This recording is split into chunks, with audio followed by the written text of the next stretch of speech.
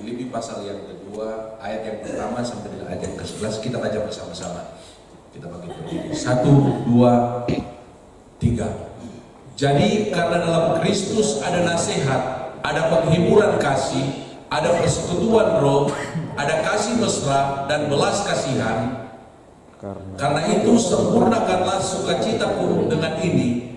Hendaklah kamu sehati sepikir dalam satu kasih, satu jiwa, satu tujuan, dengan tidak mencari kepentingan sendiri atau puji-pujian yang sia-sia. Sebaliknya hendaklah dengan rendah hati yang seorang menganggap yang lain lebih utama daripada dirinya sendiri.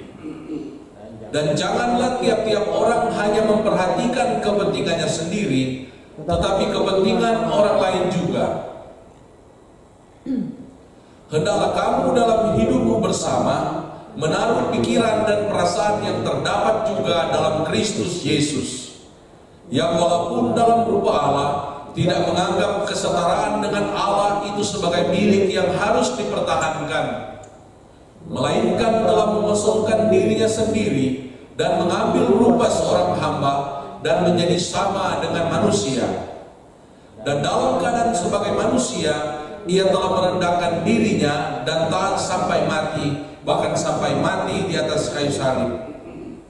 Itulah sebabnya Allah sangat meninggikan dia dan mengaruniakan kepadanya nama di atas segala nama, supaya dalam nama Yesus bertekuk lutut segala yang ada di langit dan yang ada di atas bumi dan yang ada di bawah bumi, dan segala lidah mengaku Yesus Kristus adalah Tuhan, bagi kemuliaan Allah Bapa. Puji nama Tuhan. Silakan duduk.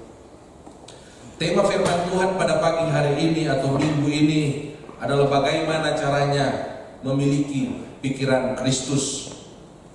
Pikiran Kristus, kalau kita melihat di dalam Alkitab, apa yang dipikirkan, apa yang dirasakan oleh Tuhan Yesus. Yang pertama-tama saya catat di sini bahwa Yesus hanya memikirkan jiwa-jiwa yang terhilang, yang belum percaya kepadanya. Amin. Kalau kita melihat seluruh Injil, itu yang ada di dalam pikiran Yesus. Dia memikirkan bagaimana jiwa-jiwa yang terhilang hidup tanpa Dia. Bagaimana mereka akan menjalani kehidupan ini tanpa Dia. Bagaimana mereka akan mengakhiri kehidupan ini tanpa Dia. Itu yang ada di dalam pikiran daripada Tuhan Yesus. Untuk itu, kalau kita melihat statement-statement atau apa yang dikatakan oleh Tuhan Yesus, apa yang menjadi sikapnya, selalu berhubungan atau merupakan aplikasi dari apa yang Dia pikirkan. Markus 1 ayat yang ke-38 dikatakan, jawabnya, marilah kita pergi ke tempat lain, ke kota-kota yang berdekatan, supaya di sana juga aku memberitakan Injil, karena untuk itu aku telah datang. Yesus tidak puas dengan pelayanannya di satu tempat, di mana Dia mengadakan mujizat, Dia mengadakan tanda-tanda heran, dan Dia tidak puas dengan apa yang Dia lakukan di satu tempat. Bahkan di bagian yang lain dikatakan mereka ingin menjadikan Dia raja di tempat itu, karena Dia punya pikiran bahwa aku datang ke dunia ini. Lukas pasal yang kelima yang ke-32, aku datang bukan untuk memanggil orang benar, tetapi orang berdosa supaya mereka bertobat. Aku datang ke dunia ini untuk mencari dan menyelamatkan yang terhilang. Lukas 19 ayat 10. Dia tidak bisa diam di satu tempat, karena apa? Di dalam pikirannya bahkan dikatakan domba-domba lain yang ada di seluruh Israel itu memerlukan aku. Itu memerlukan Injil. Mereka memerlukan keselamatan. Sehingga Dia pergi, Dia mengunjungi. Firman Tuhan katakan Dia berjalan berkeliling dari desa ke desa, dari kota ke kota.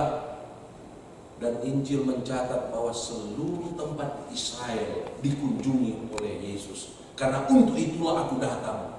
Aku datang untuk domba-dombaku yang hilang dari bangsa Israel. Dan ini merupakan penggenapan dari apa yang dinubuatkan oleh Nabi Yehezkiel. Kalau kita lihat dalam Yehezkiel pasal yang ke-34 ayat yang ke-12, bagaimana Allah berfirman melalui Yehezkiel. Ini yang menjadi pikiran daripada Allah sendiri. Ini yang menjadi pikiran daripada Nabi Yehezkiel. Dia berkata, seperti seorang gembala mencari dombanya pada waktu domba itu tercerai dari kawanan dombanya, begitulah aku akan mencari domba-dombaku, dan aku akan menyelamatkan mereka dari segala tempat. Perhatikan, segala tempat. Dan ini digenapi di dalam kehidupan daripada Tuhan Yesus. Dia pergi ke semua tempat yang ada di Israel, desa-desa, kota-kota. Yehezkiel melanjutkan dalam ayat yang ke-12 bagian terakhir, kemana mereka diserahkan pada hari berkabut dan hari kegelapan. Ini dilakukan oleh Tuhan Yesus. Kemudian yang kedua, Yesus bukan hanya memikirkan jiwa-jiwa yang terhilang, yang belum percaya kepadanya. Yang kedua, Yesus juga hanya memikirkan bagaimana caranya menolong orang-orang yang miskin, menolong mereka yang hidup di dalam kehancuran rumah tangga mereka. Yohanes pasal yang ke-4, kita tahu ceritanya tentang seorang perempuan Samaria yang gagal di dalam rumah tangganya. Mereka yang dirasuk setan, bagaimana caranya menolong orang-orang yang dirasuk setan. Mereka yang dipenjara oleh iblis, dipenjara oleh dosa. Mereka yang ditindas dan diperlakukan yang tidak adil. Yesus juga memikirkan caranya bagaimana dia bisa menolong orang-orang yang dalam keadaan buta, dalam keadaan sakit. Ini bisa kita lihat di dalam Lukas pasal yang keempat. Lukas pasal yang keempat ayat yang ke-18, di mana firman Tuhan berkata, Roh Tuhan ada padaku, oleh sebab Ia telah mengurapi aku untuk menyampaikan kabar baik kepada orang miskin, dan Ia telah mengutus aku untuk memberitakan pembebasan kepada orang-orang tawanan dan penglihatan bagi orang-orang buta, untuk membebaskan orang-orang yang tertindas, untuk memberitakan tahun rahmat Tuhan telah datang. Di dalam ayat yang ke-21 Yesus berkata, ini merupakan nubuat Lukas pasal yang keempat, apa yang akan dilakukan oleh Mesias. Di dalam ayat yang ke-21 Yesus berkata, pada hari ini genaplah nas ini sewaktu kamu mendengarnya.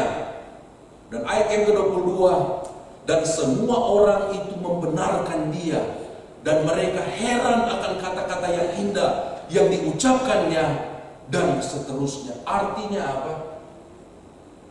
Apa yang dipikirkan oleh Yesus, bagaimana dia harus menolong orang-orang yang miskin, bagaimana dia memberitakan Injil kepada orang-orang yang terikat, orang-orang yang dipenjara, bagaimana dia akan memberikan penglihatan kepada orang-orang yang buta, menyembuhkan orang-orang yang sakit, membela mereka yang lemah dan yang tertindas. Ketika Yesus berkata semua, ayat 21 itu seperti Yesus mengatakan, semuanya sudah kulakukan. Dan perhatikan ayat yang ke-22, tidak ada satu orang pun yang mengatakan itu tidak benar. Karena dikatakan, dan semua orang itu membenarkan dia dengan apa yang dia katakan. Ini sebenarnya yang harus menjadi goal kita anak-anak Tuhan. Apa yang kita katakan, itu kita lakukan. Dan kalau itu kita lakukan, itu tidak akan membuka celah bagi orang-orang yang membenci kita untuk mengatakan kamu itu pendusta, kamu hanya memberitakan tapi tidak melakukannya. Ingat, orang-orang percaya itu seperti surat Kristus yang dibaca oleh semua orang. Amin. Kemarin kita juara 1 vokal grup Gereja Sidang Jemaat Allah sewilayah Bogor. Mereka mengatakan, wah ini karena mereka menghayati, mereka merasakan puji-pujian itu seperti mereka alami. Itu kesaksian daripada penonton-penonton, dan mungkin ada juri juga yang mengatakan. Tapi tidak cukup sampai di situ saja. Apakah kita melakukan apa yang kita nyanyikan? Amin. Seperti yang Rasul Paulus katakan, kita kembali dalam Filipi pasal yang kedua, dia katakan, apakah pujian-pujian kita, kesaksian puji-pujian kita tentang kasih, tentang persekutuan roh, tentang kasih mesra dan belas kasihan, tentang iman, tentang pengharapan. Apakah itu kita lakukan di dalam kehidupan kita sehari-hari? Ketika kita menaikkan pujian bahwa Yesus yang maha tinggi merendahkan diri, menjadi seorang hamba, mengambil rupa seorang hamba, apakah dalam kehidupan kita pakaian kerendahan hati itu ada? Sikap kita kepada orang lain itu ada, bagaimana kita merendahkan diri kita, bagaimana kita mengutamakan kepentingan orang lain dibandingkan kepentingan diri kita sendiri. Bagaimana perkataan-perkataan kita kepada orang lain, apakah itu menunjukkan kasih mesra? Kalau saudara menaikkan puji-pujian yang penuh kasih, penuh iman, penuh pengharapan, tapi kita maki-maki kepada sesama kita yang oleh karenanya Kristus mati di atas kayu salib, maka saya meragukan piala, penghargaan, dan lain-lain sebagainya. Amin. Haleluya. Mengapa kita bisa juara? Karena apa yang kita sampaikan, mereka katakan dihayati, mereka kayak hidup di dalamnya. Itu bukan karena latihan. Ingat, di satu sisi memang kecakapan itu karena latihan, tapi itulah kehidupan kalian sehari-hari. Amin. Apa yang kita naikkan, apa yang kita nyanyikan, itu merupakan ekspresi daripada pikiran kita akan Kristus. Itu merupakan ekspresi daripada apa yang Yesus lakukan, yang kita lakukan dalam kehidupan kita hari lepas hari. Jadi kalau saudara tidak punya kasih di dalam kehidupan sehari-hari, kemudian saudara akan menyanyikan kasih, maka saudara akan berkata begini, kasih Allahku sungguh telah terbukti. Orang bilang ini preman ini atau anak Allah? Nggak cocok. Kehidupan hari-hari tidak punya kasih, tidak punya belas kasihan, tidak punya pengharapan, tidak punya mementingkan kepentingan orang lain. Tapi kita mau bicara dengan pujian, kasih Allahku sungguh telah terbukti. Ya, haleluya. Karena apa? Karena kita adalah surat Kristus yang dapat dibaca oleh semua orang. Kita adalah garam dunia, kita adalah terang dunia. Kita itu dilihat oleh orang-orang yang ada di sekitar kita. Untuk itu, apa yang kita pikirkan harus kita lakukan. Sama seperti yang dipikirkan oleh Yesus. Dia melakukannya, dia katakan, aku telah melakukan nas ini. Sewaktu kamu mendengarnya, dan mereka katakan, benar, memang dia melakukannya. Haleluya. Saya, siapapun yang di mimbar ini, song leader, pengkhotbah, walaupun semua firman Tuhan, puji-pujian itu kita harus nyanyikan, kita harus dengar. Tapi kalau yang menyampaikannya itu saya tahu kehidupannya, yang menyanyikan itu saya tahu kehidupannya, itu sangat memberkati jiwa saya. Kalau saudara lihat, kalau saya di depan itu kadang saya menangis. Ya, siapapun song leader, tadi juga Fedi, saya nangis, saya apa? Karena apa? Karena pada masa kini orang itu hidup untuk diri sendiri. Pada masa kini anak-anak, maksudnya bukan anak-anak, remaja-remaja, kaum muda, mereka hidup untuk kepentingan diri sendiri. Mereka sibuk dengan kepentingan diri mereka sendiri. Apa yang aku harus dapatkan, apa yang aku harus cari, apa yang harus aku miliki. Mana, cari. Tetapi ketika ada anak Tuhan berdiri di mimbar ini, kemudian dia memberikan kehidupannya melayani Tuhan tanpa upah di dunia, itu yang membuat saya itu mencucurkan air mata. Aku lihat ke Naomi, seandainya Naomi juga song leader. Haleluya, genaplah sukacitaku. Amin. Soalnya Naomi juga udah tampil pagi hari ini ya. Naomi juga harus tampil ya. Ini Naomi kan namanya kan. Haleluya. Haleluya. Apa yang kita pikirkan, apa yang kita ajarkan, ketika kita lakukan itu semua, maka banyak orang akan memuliakan Tuhan melalui kehidupan kita. Bukan hanya di gereja, dalam pekerjaan kita. Ingat, dimanapun kita berada, kita bukan mewakili orang tua kita. Dimanapun kita berada, kita bukan mewakili agama kita, bukan mewakili suku kita. Tetapi dimanapun kita berada, ingat, mereka tahu kita itu anak raja di atas segala raja, anak Allah, anak daripada Yesus Kristus. Filipi 3:20 katakan, warga negara kerajaan sorga. Jadi kalau kita anak Allah, kita murid Kristus, kita anak Kristus, kita warga negara kerajaan Allah, jangan menjadi pribadi-pribadi yang lain di mulut, lain di dalam perbuatan. Apa yang kita pikirkan, apa yang kita katakan, itu juga apa yang kita lakukan di dalam kehidupan ini. Memiliki pikiran Kristus bukanlah merupakan suatu pilihan buat kita. Hal ini merupakan suatu keharusan jika kita adalah anak-anaknya. Satu waktu Yesus mengajarkan kepada murid-muridnya bahwa dia akan menderita, dia dibunuh dan akan bangkit pada hari yang ketiga. Maka apa yang terjadi? Petrus menegur dia. Tuhan, dia tarik Petrus, dia katakan, Tuhan, ini tidak akan terjadi. Dalam Matius 16 ayat yang ke-23,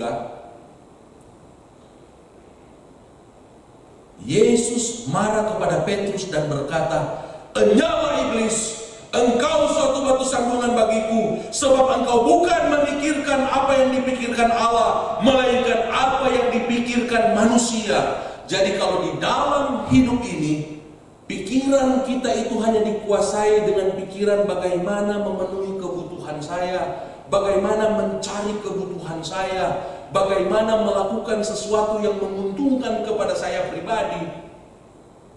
Bukan itu yang dipikirkan oleh Allah. Yang dipikirkan oleh Allah, seperti yang firman Tuhan di dalam Filipi pasal yang kedua, kita penuh kasih, kita penuh persekutuan roh, kita penuh kerendahan hati, kita mencari kepentingan orang lain, kita mencari jiwa-jiwa yang terhilang, kita menolong mereka yang berkekurangan di dalam kehidupan ini. Itu yang harus menjadi pikiran kita, itu yang harus menjadi perasaan kita, itu yang harus kita lakukan dalam kehidupan kita hari lepas hari. Hal ini juga lah yang Rasul Paulus inginkan dipikirkan oleh jemaat-jemaat yang berada di kota Filipi. Demikian juga untuk kita pikirkan. Amin. Haleluya. Hendaklah di dalam hidup kita yang singkat ini, kita isi dengan siang dan malam memikirkan bagaimana caranya menolong orang yang miskin, bagaimana membela mereka yang tertindas dan dianiaya, bagaimana caranya kita bersaksi dan memberitakan Injil. Karena saya percaya ketika kita memikirkan akan semua ini, maka hidup kita akan melimpah-limpah dengan sukacita, dan gereja kita akan terhindar dari perpecahan. Gereja-gereja yang mengalami perpecahan karena mereka tidak punya lagi semangat untuk misi, semangat untuk memuliakan Tuhan, semangat untuk menolong sesama, bersatu hati, memberikan bantuan-bantuan, melakukan bakti sosial, menolong janda-janda, anak yatim, panti asuhan. Ketika gereja kehilangan semangat, ketika gereja kehilangan belas kasihan, ketika gereja tidak memikirkan akan hal-hal ini,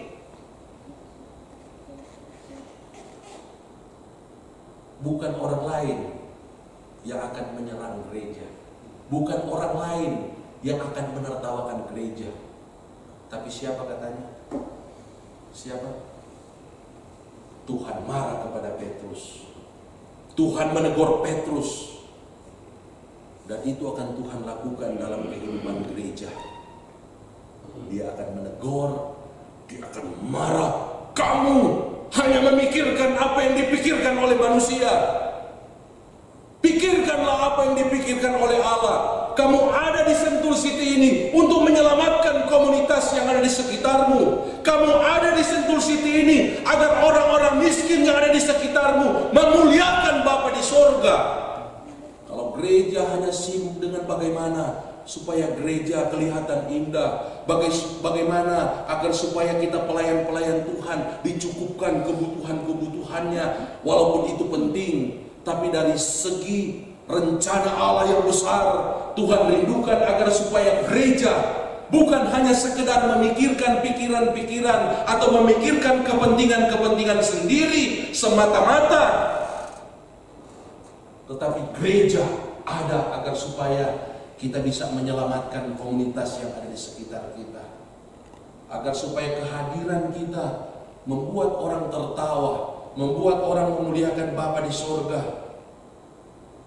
Ketika beberapa minggu lalu, bulan lalu ya, akhir bulan, saya dengan istri, dengan Naomi dan Jonathan, karena keluarga yang berkomitmen untuk menolong mereka yang miskin, mereka yang susah. Ibu sama anaknya lagi pergi ke Korea. Jadi mereka mengatakan, Pak Simpson bisa salurkan ini tanpa kami. Dan akhirnya kami pergi, kurang lebih ada 150 paket makanan, enak juga ya.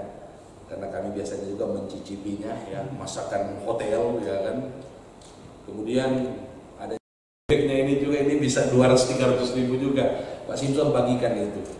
Dan ketika kami bagikan itu kepada orang-orang yang miskin, masih jauh ada yang udah tertawa-tawa, udah ada pengharapan. Kami jalan itu jam 8 ya, jam 9. Jadi masih ramai itu kota Bogor. Kalau kita pikir takut dianiaya, takut ditolak waktu itu. Tapi karena tema kita bulan ini ya, jangan takut, percaya saja. Kalau kita melakukan firman Tuhan, kita jangan takut, karena kita percaya Allah pasti melindungi kita. Amin. Jadi ada satu bapak waktu kami mau antar, Naomi catat statementnya, apa yang dia bilang, loh kok tahu? Maksudnya apa? Loh kok tahu kami lapar? Loh kok tahu kami susah? Kedatangan kita orang-orang percaya harus diharapkan, harus dilihat oleh orang-orang yang seperti itu. Wah, Nathanael mau datang ini mau jadi berkat. Feni, wah Feni ada, waduh pasti kita akan diberkati. Enok ada, waduh pasti kita akan diberkati. Yosua ada, Edo ada, waduh kok tahu dia ya bahwa kita membutuhkan.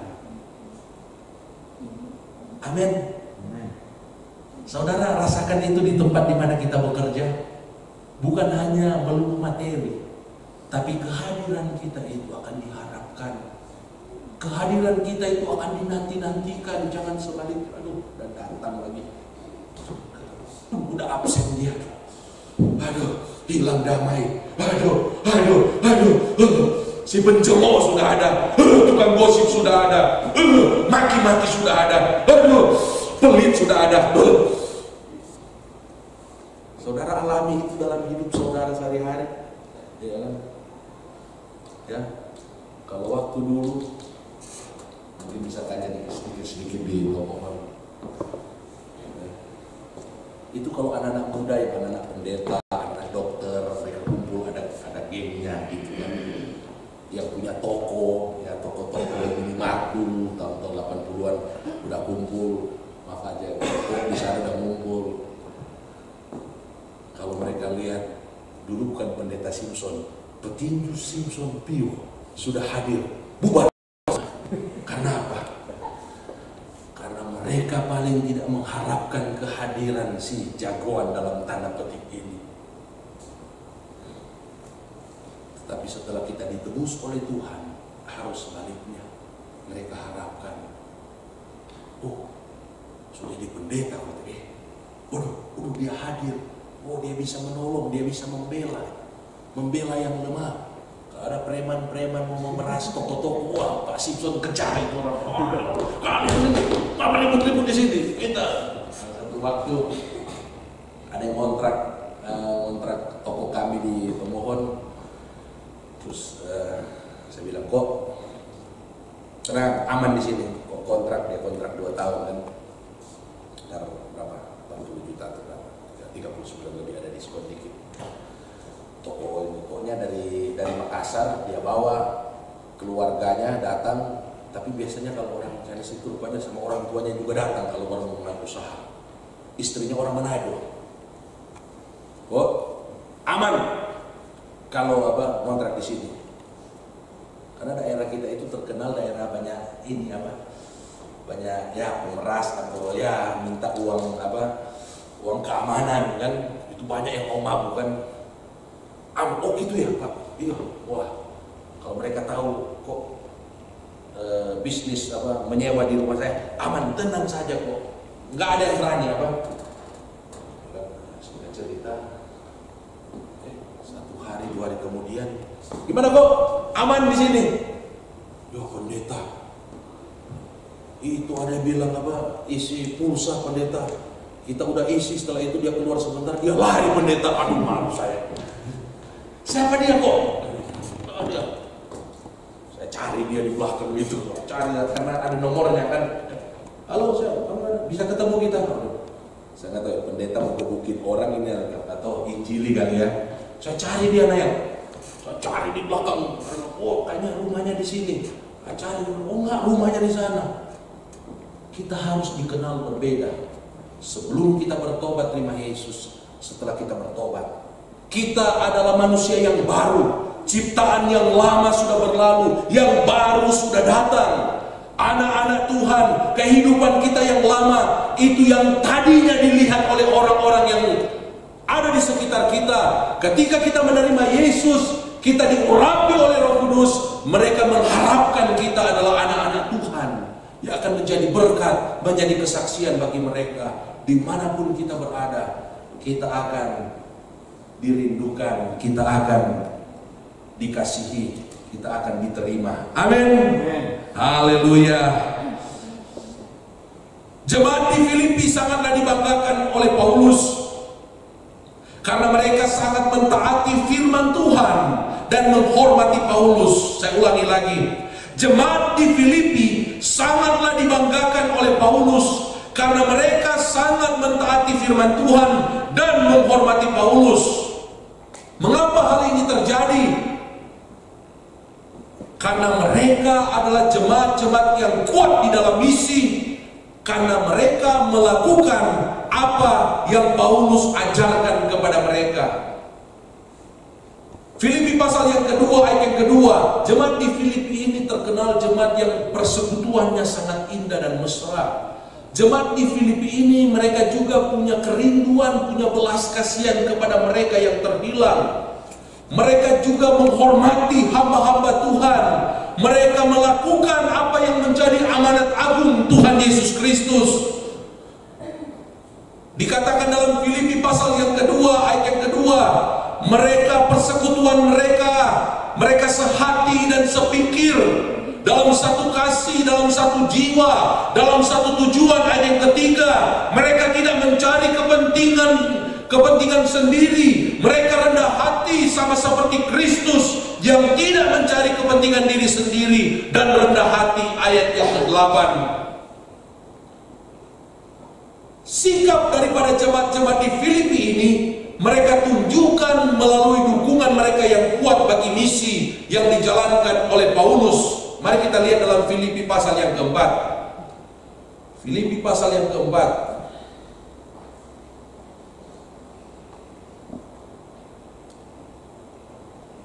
Filipi pasal 4 ayat 15. Saya potong-potong saja. Karena di Tesalonika pun kamu telah 1-2 kali mengirimkan bantuan kepada Paulus. Kepadaku itu Paulus. Ayat 18. Kini aku telah menerima semua yang perlu daripadamu. Malahan lebih daripada itu, aku berkelimpahan karena aku telah menerima kirimanmu dari Epafroditus, suatu persembahan yang harum, suatu korban yang disukai dan yang berkenan kepada Allah. Jemaat-jemaat di Filipi itu jemaat-jemaat yang luar biasa di dalam mendukung misi. Itu mereka tunjukkan ketika mereka menopang pelayanan misi daripada Rasul Paulus. Lebih daripada 1-2 kali mereka mengirimkan bantuan kepada Paulus. Bahkan mereka memberikan juga bantuan-bantuan kepada gereja-gereja lain. Mereka menjadi berkat bagi komunitas-komunitas Kristen dimanapun mereka berada. Sehingga dalam ayat yang ke-19 keluarlah satu statement yang sering dikutip oleh anak-anak Tuhan ketika mereka memiliki pergumulan, ketika mereka memiliki masalah. Mereka kuatkan iman mereka dengan mereka berkata, Allah pun akan memenuhi segala keperluanmu menurut kekayaan dan kemuliaannya dalam Kristus Yesus. Ayat ini hanya bisa diucapkan, diklaim oleh orang-orang yang menghormati hamba-hamba Tuhan. Ayat ini akan terjadi dan hanya bisa diklaim oleh anak-anak Tuhan yang menjalankan misi. Atau sesuai dengan tema kita pada pagi hari ini, ayat ini hanya bisa diklaim, hanya bisa diucapkan, dan itu akan terjadi oleh jemaat-jemaat yang memiliki pikiran Kristus di dalam hidup mereka. Kalau sebaliknya yang dipikirkan hanya keuntungan, diri sendiri, 1000 kali saudara ucapkan ayat ini, itu tidak akan terjadi. Apa yang dilakukan oleh jemaat di Filipi ini sebenarnya merupakan suatu perintah Tuhan sejak beberapa ribu tahun yang lalu, yang menjadi rahasia agar supaya kehidupan kita semua diberkati dengan berkelimpahan. Mari kita lihat di dalam Ulangan pasal yang ke-12 ayat 18 sampai ayat 19. Hal kita mengasihi, hal kita melakukan misi, menolong orang-orang yang berkekurangan, menolong hamba-hamba Tuhan yang setia di dalam misi, itu merupakan perintah Tuhan sejak beberapa ribu tahun yang lalu. Dikatakan, tetapi di hadapan Tuhan Allahmu haruslah engkau memakannya. Di tempat yang akan dipilih Tuhan Allahmu engkau ini, anakmu laki-laki dan anakmu perempuan, hambamu laki-laki dan hambamu perempuan, dan orang Lewi yang di dalam tempatmu. Dan haruslah engkau bersukaria di hadapan Tuhan Allahmu karena segala usahamu. Ayat 19. Hati-hatilah supaya jangan engkau melalaikan orang Lewi selama engkau ada di tanahmu. Orang Israel, kitab Ulangan ini sudah mau masuk tanah Kanaan, tanah perjanjian. Dan Nabi Musa mengingatkan kepada mereka, kalau engkau sudah diberkati di tanah Kanaan, jangan engkau melalaikan yang namanya orang Lewi. Amin. Selama engkau ada di tanahmu, jangan engkau melalaikan mereka. Ini perintah Tuhan. Ulangan pasal yang ke-14 ayat yang ke-27 sampai dengan ayat yang ke-29. Menghormati hamba-hamba Tuhan. Juga orang Lewi yang diam di dalam tempatmu, janganlah kau abaikan, sebab ia tidak mendapat bagian milik pusaka bersama-sama engkau. Ayat yang ke-28. Pada akhir 3 tahun engkau harus mengeluarkan segala persembahan persepuluhan dari hasil tanahmu dalam tahun itu dan menaruhnya di dalam kotamu. Ayat yang ke-29. Maka orang Lewi, karena ia tidak mendapat bagian milik pusaka bersama-sama engkau, perhatikan ini, dan orang asing, anak yatim, dan janda yang di dalam tempatmu akan datang makan dan menjadi kenyang. Kita baca bersama-sama bagian yang terakhir. Ini merupakan rahasia kalau saudara ingin diberkati di dalam pelayanan, diberkati di dalam rumah tangga, keluarga, diberkati dalam pekerjaan, diberkati di dalam bisnis. Kita baca bersama-sama. Supaya Tuhan Allahmu memberkati engkau di dalam segala usaha yang dikerjakan tanganmu. Ini firman Tuhan tidak pernah berubah. Lebih mudah katanya langit dan bumi ini hancur lenyap daripada satu iota. Satu iota itu titik di belakang tanganmu itu lenyap. Apalagi satu kalimat, apalagi satu ayat, apalagi beberapa ayat, apalagi beberapa pasal. yang mengajarkan tentang kebenaran ini. Kalau Feni, Sarah, Nathanael, Edo, kita semua di tempat ini ingin kita diberkati dalam pekerjaan kita. Tuhan mengangkat kalian posisi-posisi yang mulia, perabot-perabot Allah yang mulia. Dari sejak saat ini lakukan kebenaran firman Tuhan ini. Lakukan kebenaran firman Tuhan ini. Berkati hamba-hamba Tuhan. Dalam konteks kita bawa perpuluhan ke gereja, setia. Ada pelayanan misi Baksos tanggal 9 Juni terlibat di dalamnya. Ketua kalian sudah mengawalinya hari Minggu kemarin. Kak, aku 100 dos teh celup, ya. Saya nggak tahu dari kalian lagi berapa. Dukung misi, memberi makan anak-anak yatim, orang asing, janda-janda, panti asuhan, panti Weda, tunawisma. Beberapa waktu yang lalu salah seorang cucu bersaudara, dia telepon, Kak, aku dong ingin menjadi berkat bagi yang kakak layani itu. Dan 2 kali dia hanya seorang pegawai, cucu bersaudara. Dia kirimkan berjuta-juta uangnya dan kita belikan makanan. Kalau saudara ingat waktu anak-anak Bukit Karmel datang di tempat ini waktu mau worship night, itu diberi makan melalui seorang karyawan, bukan seorang pemimpin. Kemudian kita salurkan juga beras dan lain-lain. Dari Tangerang, yang Kak Simson katakan, Kak Simson khotbah di sini kok orang Tangerang bisa meresponinya. Karena rahasia kita akan diberkati. Apapun yang kita lakukan, maaf, bukan berarti sekolah tidak baik. Kita sekolah setinggi-tingginya, tapi kalau kita mengabaikan ini, bukankah firman Tuhan katakan Tuhan memberikan roti kepada yang dicintainya? Yang dicintainya, bukan yang tidur yang saya tekankan.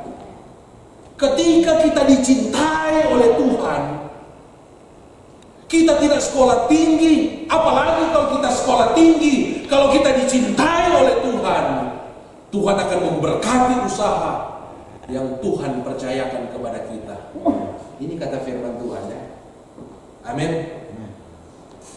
Memberkati engkau di dalam segala usaha yang dikerjakan tanganmu. Menolong orang miskin adalah perintah Tuhan yang akan mendatangkan sukacita, damai sejahtera bagi kita yang melakukannya. Ulangan pasal yang ke-15 ayat yang ke-7. Ayat yang ke-7 dikatakan, jika sekiranya di antaramu seorang miskin, lanjut, maka janganlah engkau mendengarkan hati ataupun menggenggam tangan terhadap saudaramu yang miskin itu. Ayat yang ke-10, engkau harus memberi kepadanya dengan limpahnya, dan janganlah hatimu berduka cita apabila engkau memberi kepadanya, sebab oleh karena itulah, perhatikan kembali ayat yang ke-10, sebab oleh karena itulah Tuhan Allahmu akan memberkati engkau dalam segala pekerjaanmu, dalam segala usahamu.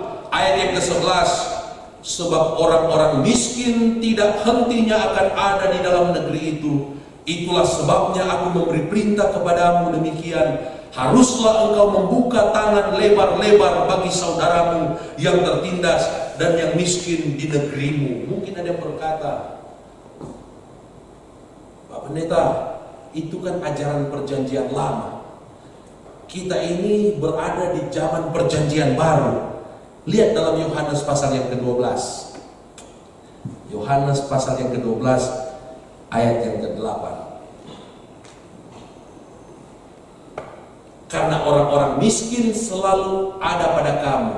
Siapa yang berkata-kata ini? Ingat ceritanya, ya?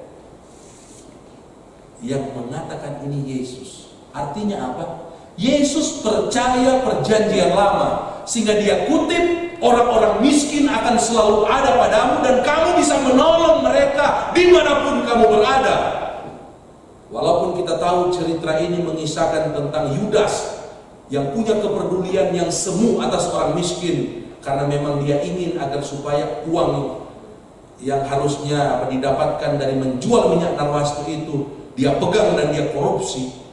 Tapi dia pakai alasan, kan lebih baik dibagi-bagikan ke orang miskin hasil penjualan minyak narwastu ini. Saya tidak bahas itu.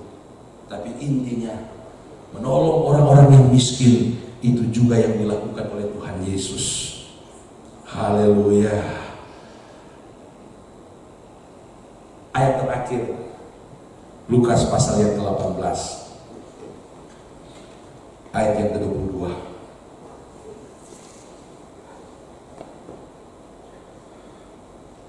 Dan ini kita perhatikan baik-baik ya.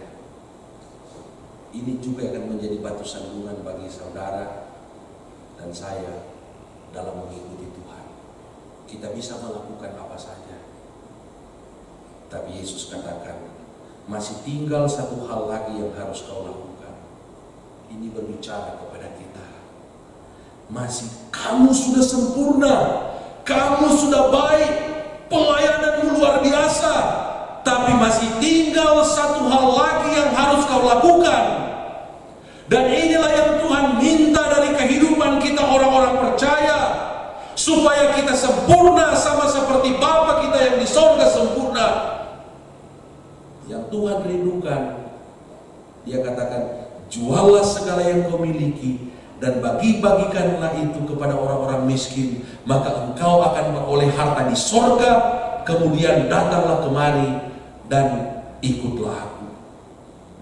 Sebelum kita menjual seluruh harta kita untuk dibagi-bagikan kepada orang miskin, sisipkan 2% saja dari gaji kita untuk menolong janda-janda anak. Beda dengan 10%. 10% untuk Tuhan. Tapi kalau untuk orang-orang miskin, saudara yang atur, 0,5% pun. 0,5% sedikit ya? Ya iya, kalau gaji 2-3 juta sedikit. Tapi kalau gajinya gede, banyak juga ya, Edo ya. Kalau mungkin gaji saudara, bisa saudara kasih 5%, 10%, 5%. Kan seluruhnya Tuhan minta kan. Tapi iman itu progresif. Iman kita kepada Tuhan itu progresif. Artinya apa? Kalau Tuhan kasih target goal kita, jiwa dan raga, seluruh harta kita persembahkan kepada Tuhan. Kalau kita belum punya iman melakukan itu, satu saat kita akan lakukan itu. Kita lakukan apa yang bisa kita lakukan, memberi sesuai dengan kasih karunia yang Tuhan percayakan kepada kita. Ada orang jangankan memberi untuk orang miskin, untuk kasih perpuluhan saja dia sangat sulit. Ya, gereja-gereja zaman ini 40% jemaat memberi perpuluhan, itu sudah luar biasa. Gereja tidak perlu meminta-minta sumbangan di tempat-tempat lain, apalagi memberi orang miskin. Apa yang bisa kita lakukan? Kita memberi perpuluhan daripada gaji kita pertama-tama. Setelah kita memberikan perpuluhan, kita beri 5%, 2%, 3%, tergantung saudara yang digerakkan oleh Roh Kudus. Berikan itu untuk orang-orang miskin. Pertama-tama carilah keluarga kita yang berkekurangan. Kemudian yang kedua, carilah saudara-saudara kita seiman yang ada di panti werda, yang ada di panti asuhan.